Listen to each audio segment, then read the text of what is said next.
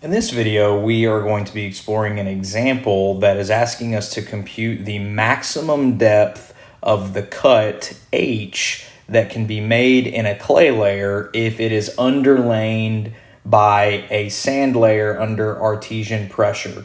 So let's explore what this is going to look like. And again, this is all given information. So what we have here is this layer of clay. And again, this is all given information. And this clay layer is going to be about 30 feet thick.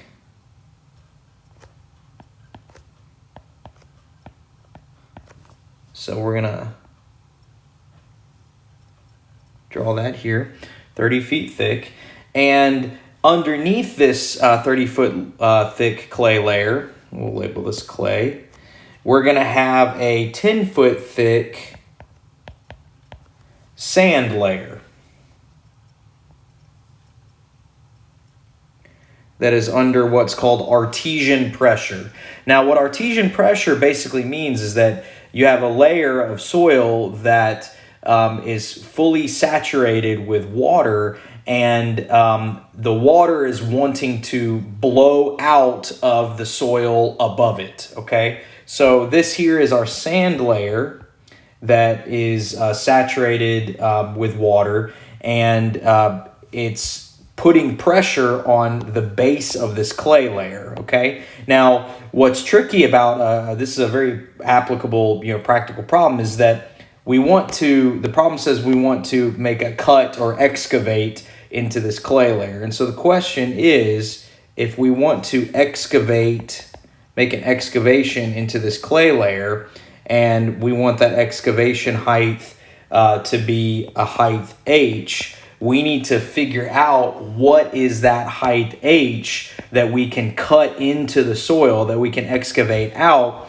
so that the pressure that's built up in the sand layer won't blow out at the bottom of this excavation. And that's the trick with Artesian pressure underneath the soil layer, is if you start digging into the ground and you have an underlying soil layer that's backed up with Artesian pressure, when you dig to a certain depth and you're getting very close to that depth where the pressure is located, again, you could have a blowout or a heave at the base of your cut section. And so again, that's what this question is asking. It's saying, how deep can we cut this, make a cut or an excavation into this clay layer so that you don't have a heave or blowout problem at the base of the clay layer. So this is all given information. I still got a couple more pieces of given information. The saturated unit weight of your clay is going to be 120 PCF,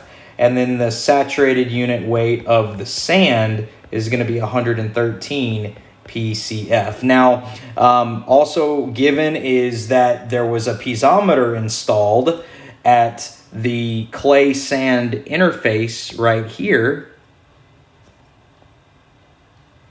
And the piezometer has read that water has risen to a level of 12 feet from the base of the sand-clay interface. So again, all of this is given information. A piezometer was installed at the ground surface. If you want to make this a little more realistic, we can show this piezometer kind of coming up through the ground. But water has risen in the piezometer a height of 12 feet above where the piezometer was installed. And the piezometer was installed at the clay-sand interface right here. Okay, so this seems like kind of a complicated problem. Now, what's interesting about this problem is that from a calculation perspective, this is a fairly simple problem. From a conceptual understanding perspective, it can be a little tricky to understand what we're doing here. But calculation-wise, it's a pretty simple problem. So let's go ahead and let's give this clay-sand interface a name. Let's just call it point A, okay? So under solution, I'm going to say point A is at the clay-sand interface. All right. Now, again, what is the maximum cut that we can dig, we can excavate, such that the bottom will just not heave or blow out, okay? So here's what we need to do. We need to use the basic idea of effective stress. Recall, when effective stress goes to zero, stability is what? Is lost, okay? Remember the definition of effective stress. It is the stress carried by the soil particles in contact with each other. So if your effective stress approaches zero or becomes zero, your ability for your soil to sustain a load is lost. It loses stability altogether. So when our effective stress is zero at this interface, at this point A that we just defined, that is when blowout will occur, right? So we're going to say when sigma prime A equals zero, stability is lost and heave/blowout will occur. Now, at first glance, a very common mistake that could be made with this problem is that you can say, oh, well, that will occur when H is equal to 30 feet. If you dig down to point A, if you dig down to the full 30 feet, then that's when blowout will occur. And if this was an FE question, that would be a good wrong answer. That's not what happens. What happens is blowout will occur and stability will be lost when the effective stress is equal to zero, not when H equals 30 feet. So you have to remember that. Remember the basic definition of effective stress. So in mathematical terms, what is effective stress at point A equal? Well, it's going to be the total stress at A minus the pore pressure at A. Basic definition, okay? So then we have to ask ourselves, how do we calculate these terms? Let's look at total stress at A first. How can we calculate the total stress at A when you do not know what H is? Well, it's pretty simple.